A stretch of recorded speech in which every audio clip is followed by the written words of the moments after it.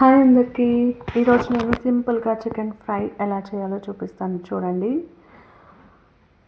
చూస్తున్నారు కదా, చూస్తుంటేనే నోరు ఊరిపోతుంది. మరి ఇంకా ప్రాసెస్లోకి వెళ్ళిపోదాం. ముందుగా ఒక బాండీ తీసుకుని దాంట్లో కొద్దిగా ఆయిల్ వేసుకోవాలి. ఇప్పుడు ముందుగా ఒక పావు కిలో చికెన్ తీసుకొని బోన్లెస్ చికెన్ని దానిని చక్కగా శుభ్రంగా వాష్ చేసుకోవాలి. ఇప్పుడు వాష్ చేసుకున్న చికెన్ని ఆయిల్లో వేసేయాలి. ఆయిల్లో వేసేసిన తర్వాత మంచిగా సిమ్లో పెట్టుకొని ఫ్రై చేసుకోవాలి.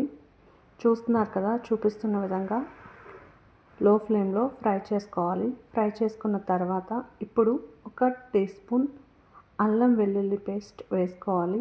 అల్లం వెల్లుల్లి పేస్ట్ పచ్చివాసన పోయేంత వరకు దీనిని ఆయిల్లో ఫ్రై చేసుకోవాలి. మనం ఫ్రై అయిన తర్వాత చీలికలుగా చీల్చుకున్న పచ్చిమిర్చిని కూడా యాడ్ చేయాలి. పచ్చిమిర్చి కూడా వేగిపోయిన తర్వాత తగినంత ఉప్పు, కొంచెం పసుపు, అలానే సరిపడా కారం, ఇంట్లో తయారు చేసుకున్న గరం మసాలా వేసి బాగా కలుపుకోవాలి. చూపిస్తున్న విధంగా ఫ్రై చేసుకోవాలి. అంతే, ఫైనల్గా కొద్దిగా కొత్తిమీర వేసి